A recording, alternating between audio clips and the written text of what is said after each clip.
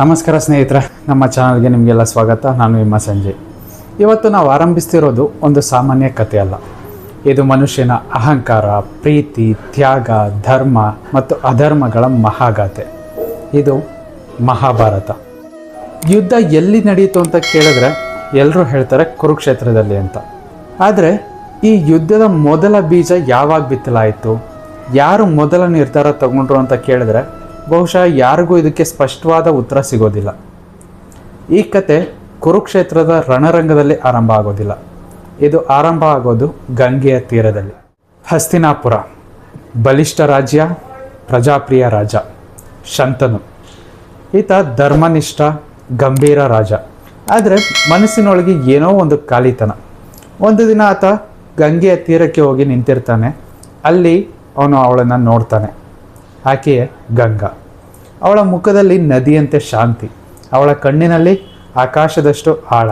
ಶಂತನುವಿನ ಹೃದಯ ಆ ಕ್ಷಣದಲ್ಲೇ ಅವಳ ಕಡೆ ಹರಿದೋಗ್ಬಿಡುತ್ತೆ. ಶಂತನು ಗಂಗೆ ಬಳಿ ಹೋಗಿ ಹೇಳೇ ಬಿಡ್ತಾನೆ, ನಾನು ನಿನ್ನನ್ನು ವಿವಾಹ ಆಗೋದಕ್ಕೆ ಇಷ್ಟಪಡ್ತೀನಿ ಅಂತ. ಅವಳು ಮೃದುವಾಗಿ ನಗ್ತಾಳೆ, ಆದರೆ ಒಂದು ಷರತ್ತನ್ನು ವಿಧಿಸ್ತಾಳೆ. ನಾನು ಏನೇ ಮಾಡಿದ್ರೂ ನನ್ನನ್ನು ನೀನು ಪ್ರಶ್ನಿಸಬಾರ್ದು, ಹಾಗೆ ತಡೀಬಾರ್ದು. ಪ್ರೀತಿ ಕೆಲವೊಮ್ಮೆ ಕುರುಡಾಗ್ಬಿಡುತ್ತಲ್ವ. ಶಂತನು ಕೂಡ ಒಪ್ಕೊಬಿಡ್ತಾನೆ. ಕಾಲ ಕಳೆದಂತೆ ಅವ್ರಿಗೆ ಮೊದಲ ಮಗ ಹುಟ್ಟುತ್ತಾನೆ. ರಾಜನ ಸಂತೋಷಕ್ಕೆ ಮಿತಿನೇ ಇಲ್ಲ. ಆದರೆ ಒಂದು ಭಯಾನಕ ಕ್ಷಣ. ಗಂಗಾ ಆ ಶಿಶುವನ್ನು ಎತ್ಕೊಂಡು ಹೋಗಿ ನದಿಯಲ್ಲಿ ಮುಳುಗಿಸ್ಬಿಡ್ತಾಳೆ. ಶಂತನು ನಡುಗು ಹೋಗ್ತಾನೆ. ಆದರೆ ಅವನು ಮಾತು ಕೊಟ್ಟಿದ್ದಾನೆ, ಆಕೆ ಏನು ಮಾಡಿದ್ರು ಕೇಳೋ ಆಗಿಲ್ಲ, ತಡೆಯೋ ಆಗಿಲ್ಲ ಅಂತ. ಆದ್ದರಿಂದ ಶಂತನು ಏನು ಮಾಡೋದಕ್ಕಾಗಲ್ಲ. ಎರಡನೇ ಮಗು ಹುಟ್ಟುತ್ತೆ, ಅದೇ ಘಟನೆ. ಮೂರನೇದು, ನಾಲ್ಕನೇದು, ಐದನೇದು, ಆರನೇದು, ಏಳನೇ ಮಗು, ಎಲ್ಲ ಮಕ್ಕಳನ್ನು ಗಂಗೆ ನದಿಯೊಳಗೆ ಮುಳುಗಿಸ್ತಾಳೆ. ಇದು ಕ್ರೂರತೆನ ಅಥವಾ ರಹಸ್ಯನ? ಶಂತನುವಿನ ಹೃದಯ ಒಳೊಳಗಿನೇ ಹೊಡೆದೋಗುತ್ತೆ, ಆದರೆ ಮಾತು ಹೊರಬರೋದೇ ಇಲ್ಲ. ಅದೇ ರೀತಿ 8ನೇ ಮಗ ಹುಟ್ಟುತ್ತಾನೆ. ಆದರೆ ಈ ಬಾರಿ ಶಂತನುವಿಗೆ ಸಹಿಸೋಕ್ಕಾಗೋದಿಲ್ಲ. ಗಂಗೆ ಆ ಮಗುನ ತಗೊಂಡು ನದಿ ಹತ್ರ ಹೋಗ್ಬೇಕಾದ್ರೆ ತಡೀತಾನೆ.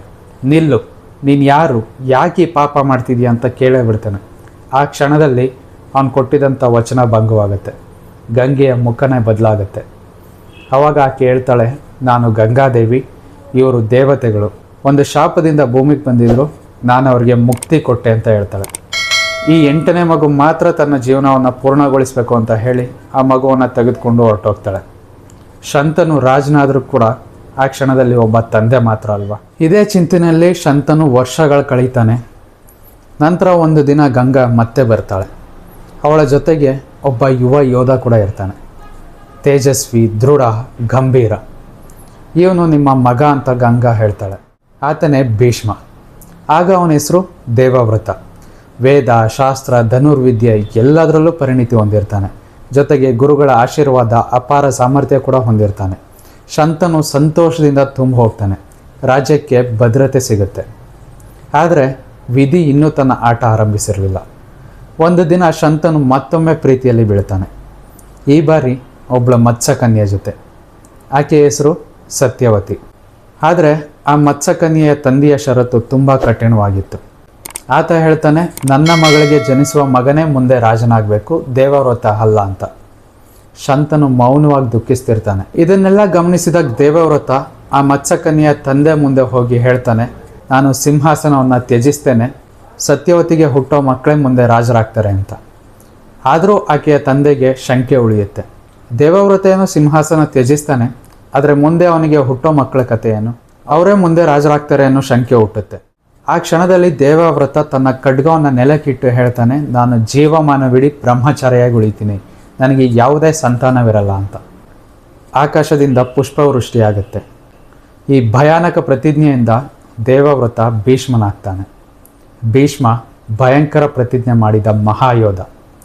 ಆದರೆ ಕತೆ ಇಲ್ಲಿಗೆ ಮುಗಿಯೋದಿಲ್ಲ. ಇಲ್ಲಿಯೇ ಮಹಾಭಾರತದ ಮೊದಲ ಬೀಜ ಬಿತ್ತಲ್ಪಡುತ್ತೆ.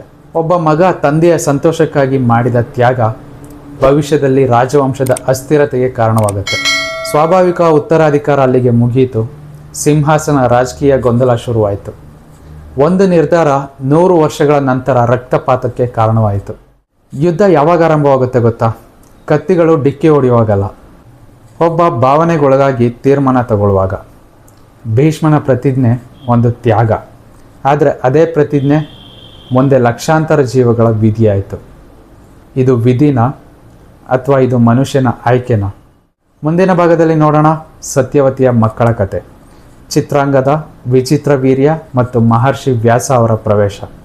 ಅವರ ನಿರ್ಧಾರಗಳಿಂದ ಹುಟ್ಟುವವರು ಧೃತರಾಷ್ಟ್ರ, ಪಾಂಡು ಮತ್ತು ವಿದುರ. ಅಲ್ಲಿಂದ ಶುರುವಾಗುತ್ತೆ ಸಹೋದರರ ನಡುವಿನ ಅಸ್ಪಷ್ಟ ಸ್ಪರ್ಧೆ. ಇದು ಮಹಾಭಾರತ. ಇದು ಕೇವಲ ಇತಿಹಾಸ ಅಲ್ಲ, ಇದು ಮನುಷ್ಯನ ಮನಸ್ಸಿನ ಪ್ರತಿಬಿಂಬ. ಮುಂದಿನ ಭಾಗದಲ್ಲಿ ಮತ್ತೆ ಭೇಟಿಯಾಗೋಣ. ನಿಜವಾದ ದೋಷಿ ಯಾರು ಅಂತ ನೀವು ಯೋಚಿಸ್ತಾ ಇರಿ.